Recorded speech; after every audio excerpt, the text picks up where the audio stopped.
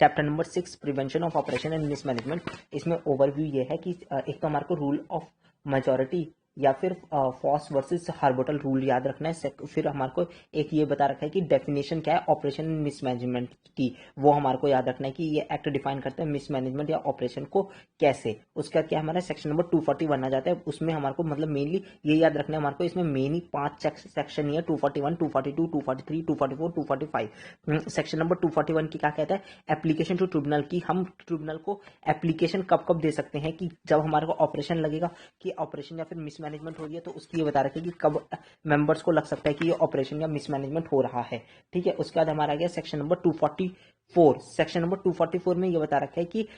जो members apply कर रहे हैं सेक्शन नंबर 241 के अंदर,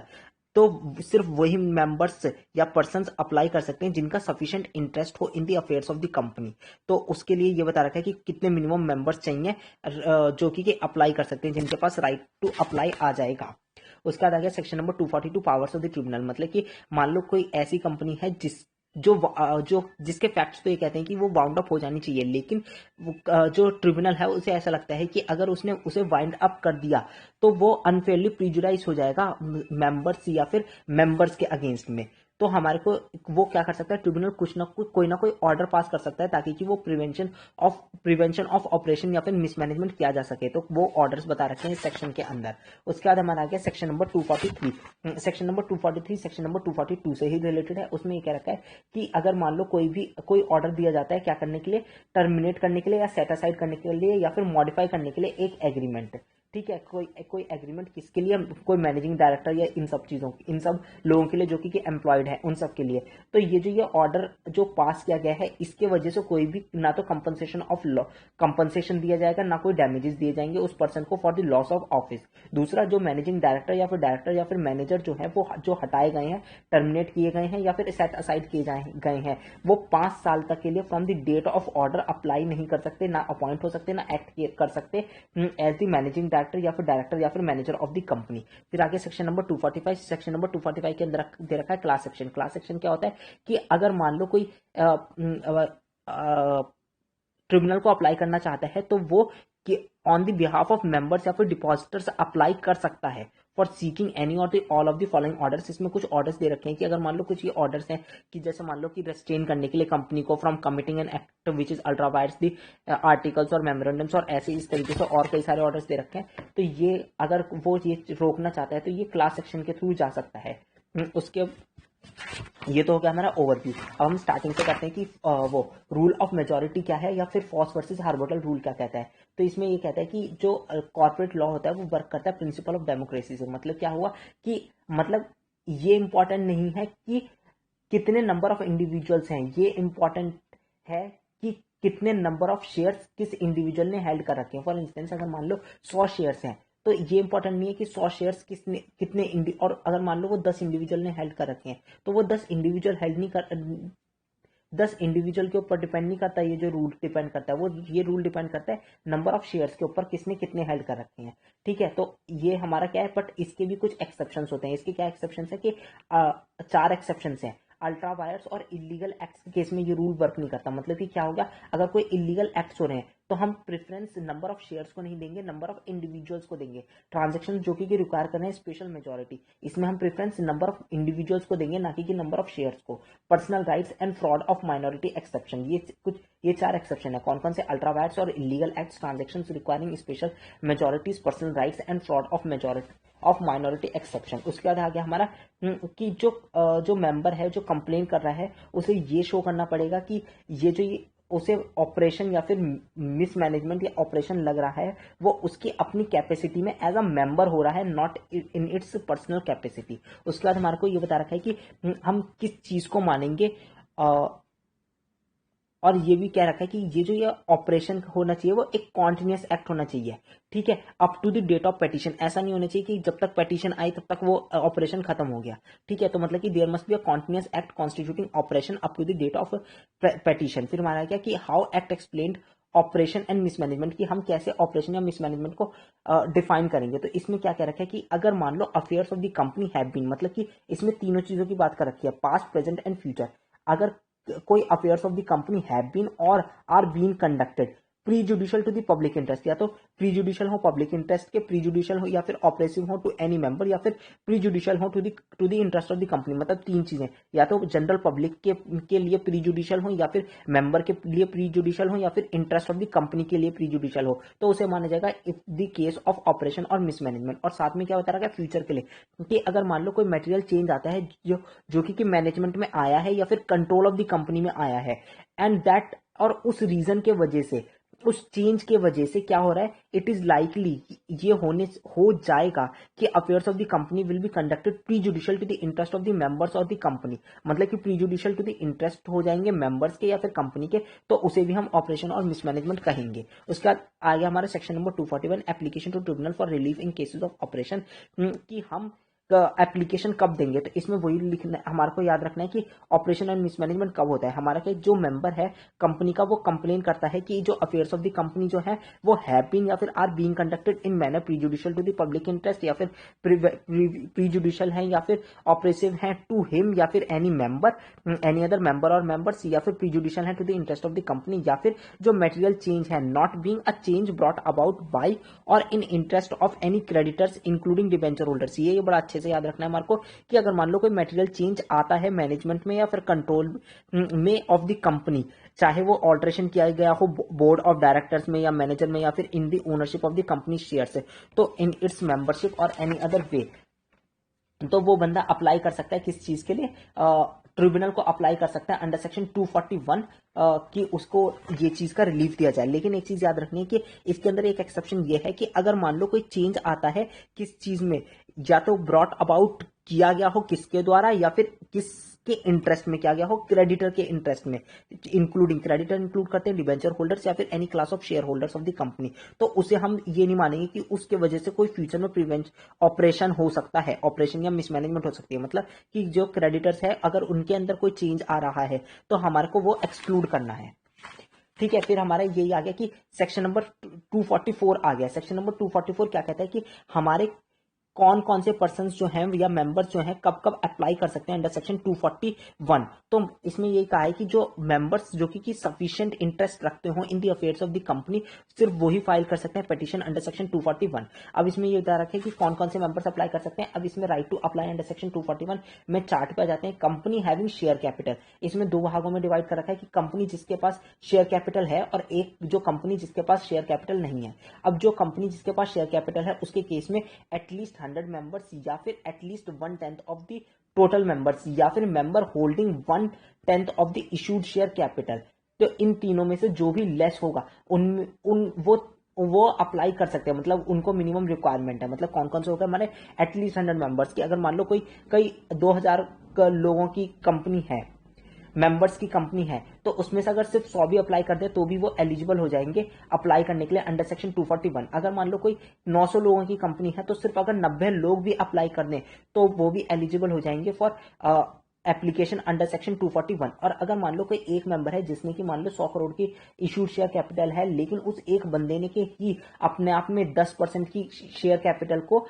वो कर रखा है, सब्सक्राइब कर रखा है, तो वो भी एलिजिबल हो जाएगा। वो सिंगल पर्सन भी सब्सक्राइब मतलब राइट रखता है अप्लाई करने का अंडर सेक्शन 241। लेकिन कंडीशन ये दे रखे कि जो वो बंदा है उसने जिसके पास इशूड शेयर कैपिटल है उसने अपनी सारी कॉल्स जो है वो पे कर दी हो। ठीक है, और फिर आ गया हमारा कंपनी जो कि जिसके पास शेयर कैपिटल नहीं है, company not having any share capital, उसमें at least 1/5 of the total number of members जो है वो अप्लाई कर सकते हैं। मतलब कि एटलीस्ट 1/5 मेंबर्स होने चाहिए तभी वो अप्लाई कर सकते हैं। इसमें एक और सबसे बढ़िया जो क्लॉज है वो ये है कि ट्रिब्यूनल जो है वो वेव कर सकती है जो कंडीशंस दे रखी हैं इसके अंदर only on application made to it. मतलब कि अगर कोई एप्लीकेशन मेक करेगा तभी वो वेव कर सकती है इन रिक्वायरमेंट्स का। ठीक है, उसके बाद आ गया हमारा सेक्शन नंबर 242। सेक्शन नंबर 242 क्या कहता है कि पावर्स ऑफ ट्रिब्यूनल क्या है। तो इसमें यही बताया हमने कि अगर कोई किसी ने एप्लीकेशन दी अंडर सेक्शन 241 और ट्रिब्यूनल को ये लगता है कि कंपनी के अफेयर्स हैव बीन और are being conducted in manner prejudicial और अप्रेसिव टू एनी मेंबर और मेंबर्स और prejudicial to the public interest और in manner prejudicial to the interest of the company and that to wind up की, लेकिन अगर हाँ है तो तेरे जो एक्ट्स हैं कंपनी के वो प्रीजुडिशियल तो हैं, लेकिन अगर उन्होंने वाइंड अप कर दिया कंपनी को तो ये वो अनफेयरली प्रीजुडाइज हो जाएगा सच मेंबर्स या मेंबर्स के अगेंस्ट में। तो क्या करती है वो, ये क्या कर सकती है, और वैसे ये जस्ट मतलब फैक्ट्स लेकिन जस्टिफाई कर रहे हैं कि अगर making of winding up order on the ground that it was just an equitable that the company should be wound up. तो इसमें ये क्या है कि इस चीज को एंड लाने के लिए, इस चीज का एक दूसरा वे या सॉल्यूशन निकालने के लिए क्या किया गया है, ये सेक्शन नंबर 242 लाया गया कि कुछ पावर्स दे दी गई है ट्रिब्यूनल को कि वो कुछ ऑर्डर्स करके पास करके हो सकता है कि जो ऑपरेशन या मिसमैनेजमेंट हो रहा है उसे ठीक कर सकते हो। तो उसमें ऑर्डर्स क्या क्या दे रखे हैं, सबसे पले आ गया हमारा regulation of conduct of affairs of the company in future की कुछ रेगुलेशंस बना दी कि कैसे कंडक्ट किए जाएंगे affairs of the company in the future. ठीक है, तो ट्रिब्यूनल कोई भी रेगुलेशन बना सकती है फॉर द कंडक्ट, ठीक है, regulation for the conduct of affairs of the company in the future. दूसरा क्या कर सकती है, परचेज ऑफ शेयर्स और interest of any member of the company by other members thereof by the company. मतलब कि मान लो फॉर इंस्टेंस क्या है कि पहले 100 मेंबर्स थे, 100 मेंबर्स में से, तो मान लो अगर कोई कंपनी है उसमें 100 मेंबर्स हैं और 100 मेंबर्स में से किसी ने क्या किया कि जो कैपिटल है कुछ लोगों ने मिलके उस कैपिटल को सब्सक्राइब कर लिया, एक्स्ट्रा कैपिटल को सब्सक्राइब कर लिया, तो क्या कर सकते हैं वो आपस में ही ट्रिब्यूनल कह सकता है कि एक काम करो, वो जो वो शेयर्स हैं आप वापस भेज दो। मतलब कि परचेज करवा सकता है ऑफ द शेयर्स या फिर interest of any members of the company by other members और thereof by the company. या तो कंपनी खरीद लेगी वापस से या फिर किसी और कोई और मेंबर खरीद लेगा। ठीक है, उसके बाद क्या है हमारा रेस्ट्रिक्शंस लगा सकते हैं ऑन द ट्रांसफर और allotment of the shares of the company की। कोई कुछ रेस्ट्रिक्शंस लगा सकता है कि ये कंपनी के जो शेयर्स हैं वो ना तो ट्रांसफर हो सकते हैं ना अलॉट हो सकते हैं। ठीक है, उसके बाद हमारा क्या टर्मिनेशन या फिर सेटिंग असाइड कर सकता है या मॉडिफिकेशन कर सकता है। मतलब 3 चीजें कर सकता है, टीएसएम कर सकता है, मतलब कि एसएमटी याद रखो, एसएमटी याद कर सकता है, क्या कर सकता है, सेट असाइड कर सकता है, टर्मिनेट कर सकता है या फिर मॉडिफाई कर सकता है कोई भी एग्रीमेंट जो कि अराइव किया गया हो किसके द्वारा, किसके बीच बीच में, कंपनी के द्वारा में, कंपनी और मैनेजिंग डायरेक्टर या फिर डायरेक्टर या मैनेजर के बीच में। ठीक है, टर्मिनेशन या सेटिंग असाइड या मॉडिफिकेशन कर सकता है कोई भी एग्रीमेंट बिटवीन दी कंपनी या फिर एनी अदर पर्सन जो कि ये इन तीनों के अलावा कोई और पर्सन है उनके बीच का। ठीक है, एक्सेप्ट, लेकिन ये टर्मिनेट करेगा या सेटिंग असाइड करेगा या मॉडिफिकेशन करेगा ये सिर्फ और सिर्फ कब कर सकता है, पहले आफ्टर ड्यू नोटिस दिया जाना चाहिए उस पर्सन को या फिर कंसर्न पार्टी को। उसके बाद क्या है वो रिमूवल भी कर सकता है। एक तो हो गया कि कोई एग्रीमेंट हुआ था कि भाई साहब आपको ना आपका प्रॉफिट का 10% दिया जाएगा, तो वो तो एग्रीमेंट खत्म कर सकता है मैनेजिंग डायरेक्टर का, लेकिन साथ में वो रिमूवल भी कर सकता है कि अगर उसे एक बंदा ठीक नहीं लग रहा है तो वो रिमूव कर सकता है किसी उसको, मैनेजिंग डायरेक्टर, मैनेजर या फिर any other director of the company को। ठीक है, उसके बाद आ गया हमारा अब जब मान लो रिमूव हो गए तो वो अपॉइंट भी कर सकता होगा, तो अपॉइंट भी कर सकता है। The appointment of such number of persons as directors who may be required by the tribunal to report to the tribunal on such matters as tribunal में डायरेक्टर। ठीक है, उसके बाद इम्पोजिशन ऑफ कॉस्ट, कुछ कॉस्ट भी impose कर सकता है कंपनी के ऊपर कि ठीक है आपने ये गलत किया तो आपके ऊपर ये कॉस्ट लगती है। दूसरा क्या है हमारा, वो मैनेजर वो कोई एक मैनर बता सकता है कि जिसमें कि मैनेजिंग डायरेक्टर या फिर मैनेजर जो होंगे वो अपॉइंट किए जाएंगे subsequent to order removing the existing. मतलब कि एग्जिस्टिंग वो मैनेजिंग डायरेक्टर या फिर मैनेजर को रिमूव करने के बाद उनका मैनर बता सकते हैं कि वो कैसे अपॉइंट किए जाएंगे। ठीक है, और क्या है साथ में recovery of undue gains made by, अब मान लो किसी मैनेजिंग डायरेक्टर, मैनेजर या फिर डायरेक्टर ने फ्रॉड कर दिया तो जो अनड्यू गेन्स उसने लिए हैं, फ्रॉड नहीं किया है सॉरी, इसमें यह है कि अनड्यू गेन्स मतलब कि किसी ने अपनी कंपनी को ही वो अपनी कंपनी बना के ही और उसमें कोई कॉन्ट्रैक्ट दिलवा दिया, तो जो अनड्यू गेन्स हुए हैं उसको वो भी उससे रिकवर कर सकता है। ठीक है, उसके बाद क्या है हमारा ये जो ये कॉपी ऑफ ऑर्डर जो है वो ट्रिब्यूनल जो है वो फाइल करेगी, वो एक certified copy of order of tribunal का सर्टिफाइड कॉपी ऑफ ऑर्डर जो होगा वो फाइल किया जाएगा कंपनी के द्वारा रजिस्ट्रार को within 30 days of the order of the tribunal. ठीक है, उसका क्या हमारा alteration through order of the tribunal where and alteration of the tribunal makes any alteration. अब मान लो कोई ट्रिब्यूनल ने ऑर्डर दिया जिसकी वजह से क्या हो गया, ऑल्ट्रेशन किया गया इन दी मेमोरेंडम या फिर आर्टिकल्स, तो कंपनी जो होगा वो कंपनी के पास कोई पावर नहीं है जो कि वो to make without the leave of the tribunal, मतलब कि पहले उसे ट्रिब्यूनल की लीव लेनी पड़ेगी कि वो ऑल्ट्रेशन वापस से नहीं कर सकता जो कि अनकंसिस्टेंट हो with the order either in memorandum या फिर इन आर्टिकल्स। अगर मान लो ऊपर वाली चीज का कॉन्ट्रवेंशन कर दिया जाता है कि मतलब मान लो कंपनी वाले मान ही नहीं रहे और उन्होंने फिर भी ऑल्टर कर दिया मेमोरेंडम या फिर आर्टिकल्स में, तो कंपनी जो होगी वो पनिशेबल होगी विद द फाइन जो कि which shall not be less than 1 lakh rupees but which may extend to 25 lakh rupees. और जो हर ऑफिसर जो मान लो डायरेक्टर जिसने किया है ऐसी हरकत वो officer of the company who is in default shall be punishable with imprisonment कितने टर्म के लिए 6 मंथ्स के लिए, और fine which shall not be less then 25,000 rupees but which may extend to 1 lakh rupees. ठीक है, उसके बाद आ गया हमारा certified copy of altered order shall be filed with the registrar की मान लो कोई थर्ड प्रोविजन है वो अप्लाई हो जाएगा कि कोई मेमोरेंडम में ऑल्टरेशन के लिए बोला ट्रिब्यूनल ने, तो उसका जो इफेक्ट जैसा कि ऑर्डर में बता रखा है तो वो ऐसा माना जाएगा कि जैसे कि वो ट्रिब्यूनल ने मेमोरेंडम या आर्टिकल्स के अंदर ही चेंज करा दिया हो। तो और फिर उसके बाद एक certified copy of every order altering या giving leave to alter a company's memorandum of articles जो होगी वो फाइल की जाएगी 30 डेज के अंदर अंदर कंपनी के द्वारा रजिस्ट्रार को। ठीक है, उसके बाद आ गया हमारा सेक्शन नंबर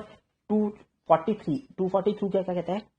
सेक्शन नंबर 243 ये कहता है कॉन्सिक्वेंसेज ऑफ टर्मिनेशन और मॉडिफिकेशन ऑफ सर्टेन एग्रीमेंट्स की। अगर मान लो वो सेक्शन नंबर 242 के अंदर हमने ये बताया था कि जो वो मैनेजिंग डायरेक्टर को टर्मिनेट किया जा सकता है, सेट असाइड किया जा सकता है, मॉडिफाई किया जाता है एक एग्रीमेंट, तो ऐसे केस में अगर कुछ भी ऐसा होता है तो ना तो उस मैनेजिंग डायरेक्टर या फिर मैनेजर को ना तो डैमेजेस के दिए जाएंगे या फिर ना ही कोई कंपनसेशन दिया जाएगा for the loss of office. ठीक है, और साथ में जो मैनेजिंग डायरेक्टर या फिर मैनेजर है वो जो कि एग्रीमेंट के थ्रू टर्मिनेट किया गया या सेट असाइड किया है, उसे क्या किया जा सकता है, वो 5 साल तक के लिए from the date of order apply नहीं कर सकता, मतलब अपॉइंट नहीं कर सकता, ना तो अपॉइंट किया जा सकता है और ना ही एक्ट कर सकता है as managing director, other director और manager of the company.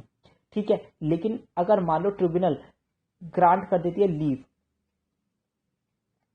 With reasonable opportunity of being heard in this matter, तो क्या करना चाहिए? लेकिन लीव ट्रिब्यूनल कब तक नहीं लीव ग्रांट कर सकती? जब तक कि अप्लाई ना किया जाए फॉर लीव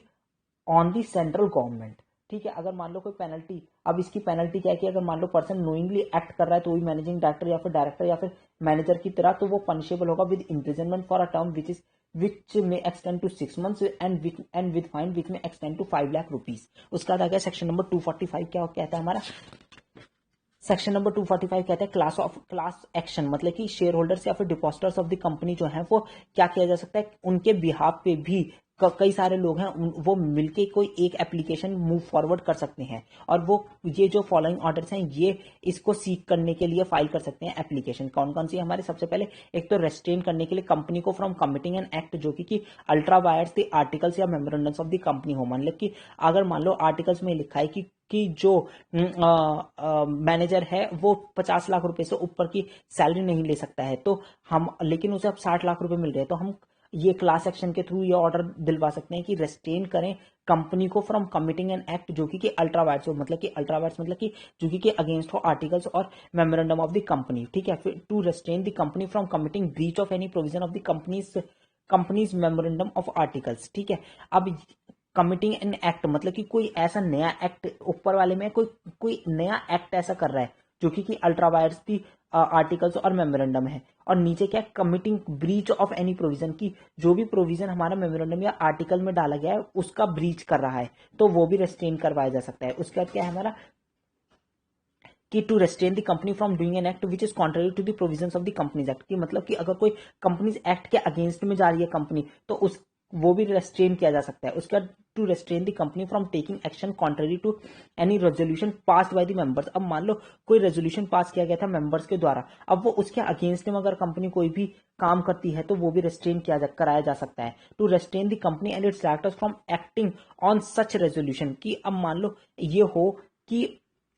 कंपनी जो मेंबर्स हैं वो ये कहें कि इस रेजोल्यूशन पे काम मत करो, तो वो ये भी करवा सकता है कि रेस्ट्रेन करवाए कंपनी या फिर डायरेक्टर्स को from acting on such resolution. फिर क्या आ गया हमारा to declare a resolution altering the memorandum और articles of the company as void, की मान लो हमने कोई एक रेजोल्यूशन पास करवा दिया जो कि पास करवाया गया हो किसके द्वारा, सप्रेशन ऑफ मटेरियल फैक्ट्स के द्वारा या फिर ऑब्टेन किया गया हो by mismanagement misstatement to the members और डिपॉजिटर्स, तो ऐसे रेजोल्यूशन को जो कि ऑल्टर कर रहा हो मेंबर ऑफ आर्टिकल्स वो मेमोरेंडम या फिर आर्टिकल्स ऑफ द कंपनी को वो वॉइड डिक्लेयर करवा सकते हैं इस क्लास एक्शन के थ्रू। उसका क्या है, टू क्लेम करवा सकता है डैमेजेस और कंपनसेशन और demand any other suitable action from और अगेंस्ट दी किस के क्लेम करवा सकते हैं डैमेजेस, कि आप मेरे को डैमेजेस दो, कंपनसेशन दो, या फिर डिमांड कर सकते हैं कोई सुटेबल एक्शन किस से, सबसे पहले तो कंपनी या फिर उसके डायरेक्टर से, दूसरा auditor including the audit form of the company, तीसरा एक्सपर्ट, कि अगर मान लो इन लोगों ने एक्सपर्ट हो गया, एडवाइजर हो गया, कंसल्टेंट हो गया,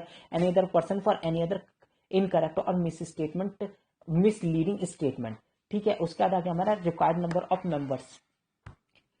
फिर आता है कि ये जो क्लास एक्शन है ये इसके लिए कितने रिक्वायर्ड नंबर ऑफ मेंबर्स चाहिए हमारे को, तो ये बता रखा है कि अगर इसमें फिर से इसमें 3 डिवीजन है, कौन कौन से, कि अगर कंपनी है हैविंग अ शेयर कैपिटल, फिर दूसरा क्या है हमारा in case of company not having a share capital, तीसरा क्या है कि अगर मान लो डिपॉजिटर्स अप्लाई कर रहे हैं, तो सबसे पहले आ गया हमारा in case of company having a share capital, तो नॉट लेस देन 100 मेंबर्स, मतलब कि अगर नॉट लेस देन 100 मेंबर्स और not less than such percentage of total number of its members whichever is less, या फिर members holding not less than such percentage of the issued share capital of the company as में भी prescribe, यहाँ पे prescribe कोई भी नहीं है, तो हमारे को ये याद रखना है कि 100 मेंबर्स या फिर not less than such percentage of member total number of members as may be prescribed, or members holding not less than such percentage of the issued share capital of the company as may be prescribed, यहाँ पे prescribed नहीं है। उसका क्या हो गया हमारा in case of company not having share capital,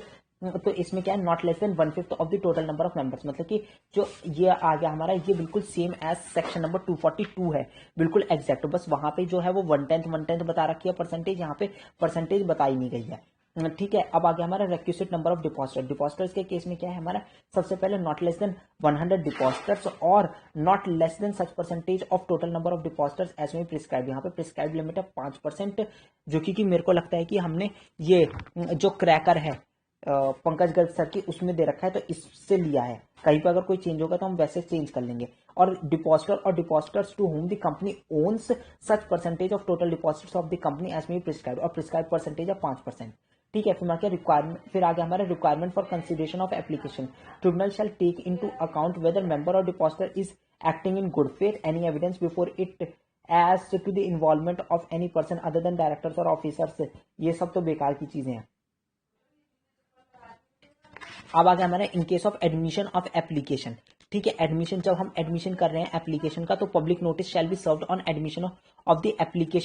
application to all the members और डिपॉजिटर्स ऑफ द क्लास, मतलब कि क्या हुआ, जैसे मान लो किसी एक ने एप्लीकेशन दे दी, किसी एक मेंबर ने अप्लाई किया है, तो एक पूरा पब्लिक नोटिस दिया जाएगा, जो कि ऑन एडमिशन ऑफ एप्लीकेशन किस किस को ये पब्लिक नोटिस दिया जाएगा, सारे मेंबर्स को एंड डिपॉजिटर्स को of the class in such manner as may be prescribe, और all similar applications prevalent in any jurisdiction should be consolidated into one single application. के अब मान लो 4-5 लोग हैं वो अलग अलग जुडिक्शन में चले गए होंगे, तो हम क्या कहेंगे कि एक ही जगह कंसोलिडेट कर लेंगे एक सिंगल एप्लीकेशन में, एंड द क्लास मेंबर्स और depositor should be allowed to choose the lead applicant, और इन सब लीड एप्लीकेंट में से, इन सब मेंबर्स में से, इन सब एप्लीकेंट में से एक लीड एप्लीकेंट चूज क्या करना पड़ेगा इन मेंबर्स को। लेकिन अगर मान लो वो नहीं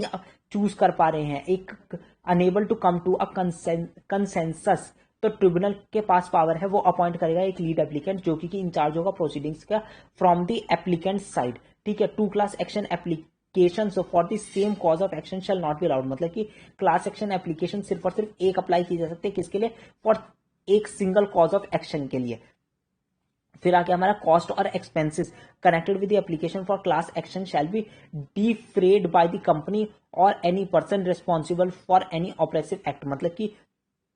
ये वही पे करेगा जो ये ऑपरेसिव एक्ट कर रहा है, या तो पर्सन या फिर कंपनी, जिसके भी अगेंस्ट में वो की जाएगी। फिर हमारे एप्लीकेशन फाइल्ड इज फ्रिवॉलस या फिर वेक्सेशियस, मतलब फ्रिवॉलस होता है मतलब कि सीरियस ना हो, और लैकिंग सफिशिएंट, और वेक्सेशियस होता है lacking sufficient ground for action and seeking to annoying defendant, मतलब कि सिर्फ और सिर्फ कंपनी या मेंबर्स को एनॉय करने के लिए दी गई हो, तो ये सब हमारी वो मानी नहीं जाएगी, ये सब बेकार होगी। और जो वो ट्रिब्यूनल है वो क्या कर सकता है, रिजेक्ट कर सकता है ऐसी एप्लीकेशन को, और ऑर्डर दे सकता है कि एप्लीकेंट को पे करना पड़ेगा अपोजिट पार्टी को कुछ कॉस्ट, लेकिन नॉट एक्सीडिंग 1 लाख रुपीज, मतलब मैक्सिमम 1 लाख रुपए तक खर्चा हो सकता है जो एप्लीकेंट है उसका। ठीक है, उसके बाद आ गया हमारा exemption from the application of section, मतलब ये जो ये एग्जाम्पशन अप्लाइड होती है, मतलब कि बैंकिंग कंपनी के ऊपर ये क्लास एक्शन वाली एप्लीकेशन नहीं एप्लीकेबल होती है। उसके बाद आगे जगह हम एमसीक्यू के ऊपर, एमसीक्यू में ये सबसे पहले अस्तित्व प्राइवेट लिमिटेड जो है वो एक कंपनी है जिसके 10 शेयर होल्डर्स हैं। अब इसमें ये बता रखा है कि एक शेयर होल्डर जो है वो जाके अप्लाई कर देता है,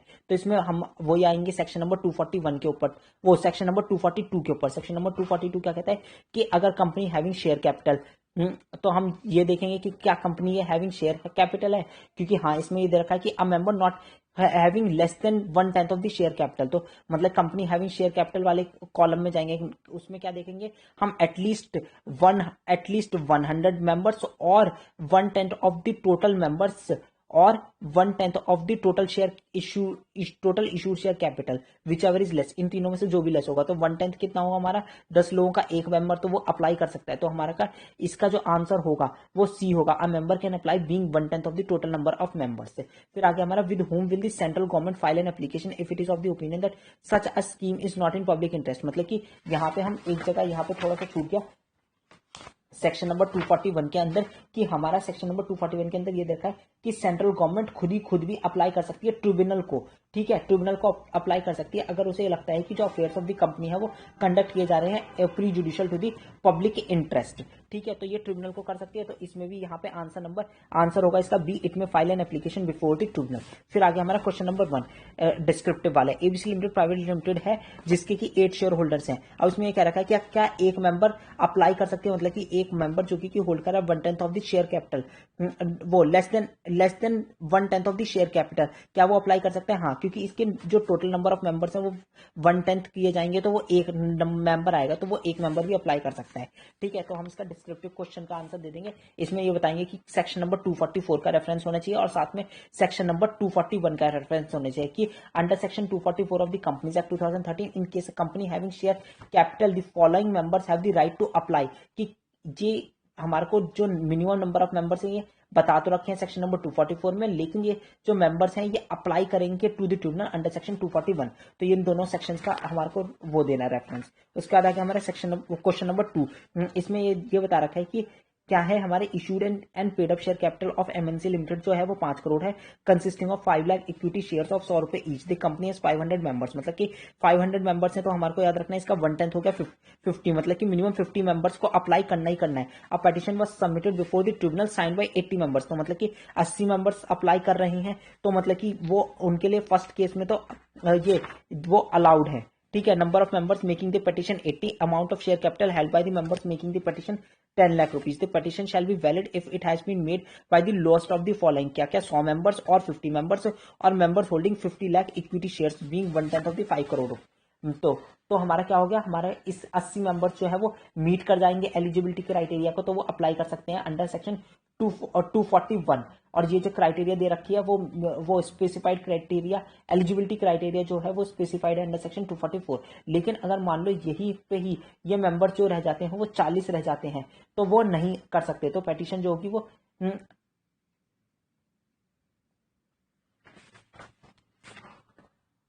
इसमें आगे भी रखा है कि अगर ये मेंबर्स जो है वो 40 रह जाते हैं तो हमारे